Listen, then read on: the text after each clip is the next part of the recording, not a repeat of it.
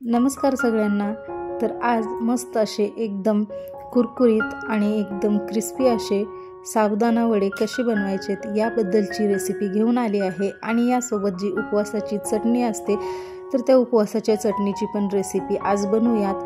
तर हे साबुदाणा वडे अजिबात तेलकट न होणारे आणि आतून सॉफ्ट आणि बाहेरून क्रिस्पी असे तयार होतात। तर चला रेसिपीला सुरुवात करूया। तर इथं बघू शकता मी 200 ग्राम साबुदाणा जो आहे तो रात्री भिजत घातला होता आणि हा साबुदाणा व्यवस्थित असा भिजल्यानंतर मग सकाळी याला मी एका टोपामध्ये काढून घेतलं आणि 200 ग्राम साबुदाण्याला मी इथं 5 बटाटे उकडून घेतले आहेत। तर बटाटे जे आहेत ते उकडून त्याची साल काढून घेतले आहे आणि आता हे बटाटे आपल्याला या साबुदाण्यामध्ये खिसून घ्यायचे आहे। तर तुमच्याकडे जर मोठी खिसणी असेल तर त्यांना पण खिसून घेऊ शकता किंवा तुम्हाला जर खिसून घ्यायचे नसतील तर तुम्ही साबुदाणा जेव्हा आपण मळतो त्यावेळेस यामध्ये बटाटे हाताने चुरा करून टाकून व्यवस्थित मळून घेतलं तरी चालतं। तर हे साबुदाणा वडे जे आहेत ते अजिबात तेलकट होत नाहीत आणि अजिबात तेलामध्ये टाकल्यावर फसत वगैरे नाहीत। तर अशी ही रेसिपी आहे। तर यामध्ये बटाट्याचं जे प्रमाण आहे ते एकदम व्यवस्थित असं घेतलं आहे आणि यामध्ये जर बटाट्याचं प्रमाण जास्त झालं तर साबुदाणा वडे जे आहेत ते तेलामध्ये फसतात आणि जास्त तेल शोषून घेतात। त्यामुळं यामध्ये बटाट्याचं जे प्रमाण आहे ते एकदम व्यवस्थित असं घ्यायचं। म्हणजे 200 ग्राम साबुदाण्याला 5 मीडियम आकाराचे बटाटे हे एकदम परफेक्ट असं प्रमाण आहे। तर इथं बघा बटाटे खिसून घेतल्यानंतर यामध्ये चवीप्रमाणे मी मीठ टाकलं आहे आणि त्यानंतर थोडेसे जिरे टाकले आहेत। तर जिरे तुम्हाला म्हणजे तुमच्याकडे खात असतील तर तुम्ही यामध्ये टाका, नाही जरी चालत असतील तर मग नाही टाकलं तरी चालतं। त्यानंतर इथं शेंगदाण्याचं कूट जे आहे ते मी भाजून शेंगदाणे साली सगट वाटून घेतले आहेत ते यामध्ये टाकले आहे आणि इथं मी 10-12 हिरव्या मिरचीचा ठेचा बनवला आहे। यामध्ये काही टाकलं नाही, मी फक्त हिरवी मिरची आणि मीठ हे वाटून घेतलं आहे। तर मिरच्या खूप तिखट आहेत म्हणून मी थोडंसं यामध्ये टाकलं आहे। त्यानंतर लागलं तर टाकणार आहे, नाही तर नाही टाकणार। तर तुम्ही तिखट आणि मीठ तुमच्या चवीनुसार इथं वापरा। आणि आता हे जे मिश्रण आहे ते व्यवस्थित असं भाकरीचं पीठ जसं मळतो तसं मळून घ्यायचं आहे।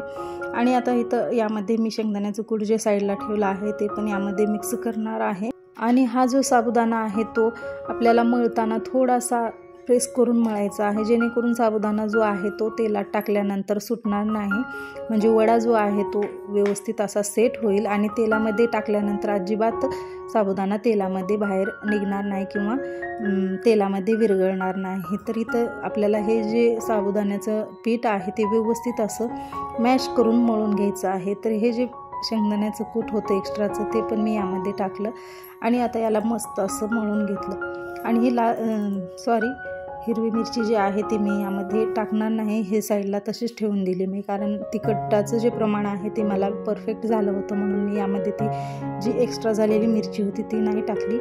तर असं हे व्यवस्थित मॅश करून मी मळून घेतलं आणि त्यानंतर मग याला वडे बनवण्यासाठी एकदम परफेक्ट असं तयार करून घेतलं। तर बघू शकता 200 ग्राम साबुदाणा आणि 5 बटाट्यापासून इतकं छान असं एवढं बॅटर तयार झालं होतं। म्हणजेच साबुदाण्याचा जो गोळा आहे तो मी मळून घेतला होता व्यवस्थित। आणि आता यापासून आपण वडे बनवून घेऊयात। तर वडे बनवताना आपल्याला थोडंसं हाताला पाणी लावून घ्यायचं, जेणेकरून साबुदाण्याचं जे मिश्रण आपण मळून घेतलेलं आहे ते आपल्या हाताला चिकटणार नाही। त्यामुळे याला व्यवस्थित असं आपल्या हाताला पाणी लावून घेऊन मग याचा एक गोळा बनवून घेतला आणि मग त्याला गोल करून मग थोडंसं प्रेस केलं। तर या प्रकारे साबुदाणा वडे बनवून घ्यायचे। तर इथं तुम्हाला यापेक्षा मोठे बनवायचे असतील तर तुम्ही मोठे पण बनवू शकता, पण मी एकदम मीडियम आकाराचे म्हणजे मीडियम साईजचे साबुदाणा वडे बनवून घेतले।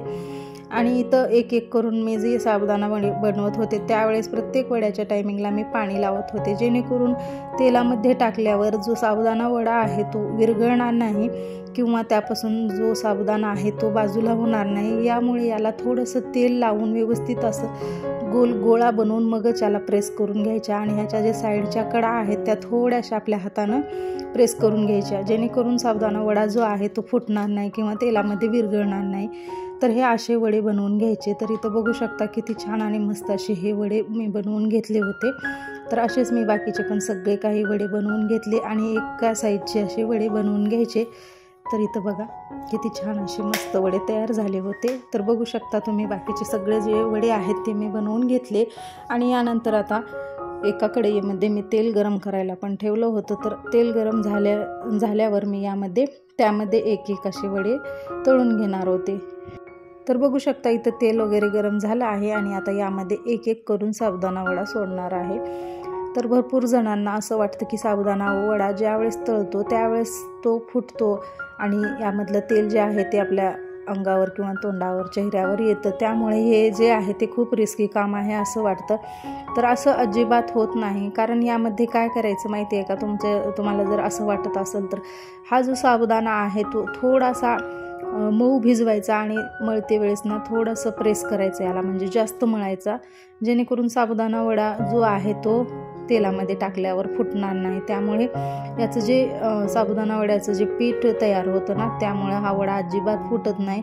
म्हणून जेव्हा आपण साबुदाणा वड्याचं जे आपण गोळा बनवून घेतो किंवा बॅटर बनवून घेतो तर त्यामध्ये ते मळताना ना एकदम प्रेस करून मळायचं, म्हणजे साबुदाणा फुगणार नाही. तो जो गोल साबुदाणा असतो तो थोडासा दबला जातो, त्यामुळे यामध्ये अजिबात फुटण्याची किंवा बाहेर उडून येण्याची भीती नसते. म्हणून साबुदाणा जेव्हा पण आपण मळतो त्यावेळेस एकदम दाबून असं मळून घ्यायचं.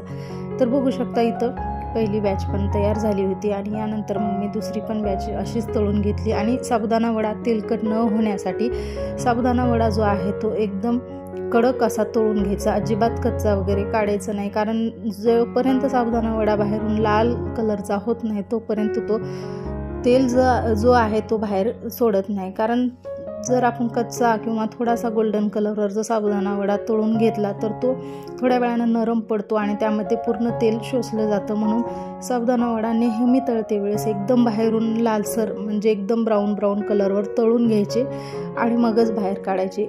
तर इथं बघू शकता तुम्ही कसा कलर आला आहे. तर या कलरवर जर साबुदाणे वडे तळून घेतले तर ते अजिबात तेलकट होत नाहीत आणि अजिबात चिवट पण होत नाहीत.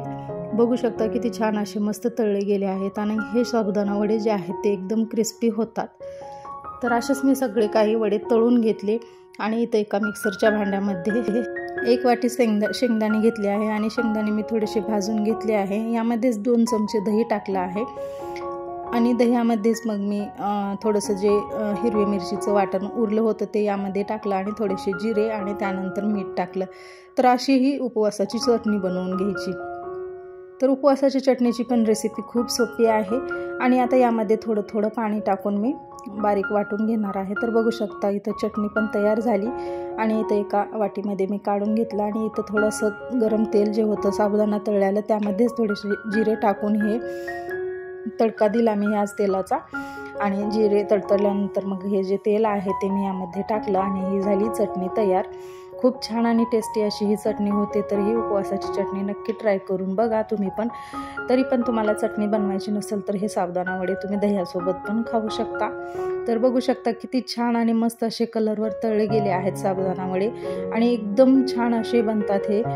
तर कशी होती ही रेसिपी नक्की सांगा आणि आवडली असेल तर व्हिडिओला लाईक करा. चॅनलवर नवीन असाल तर चॅनलला सबस्क्राईब करा आणि व्हिडिओ पण आवडला का नक्की कमेंट्समध्ये सांगा. तर चला भेटूया अशाच व्हिडिओसोबत. तोपर्यंत सगळ्यांना धन्यवाद आणि हा व्हिडिओ पाहिल्याबद्दल पण थँक्यू.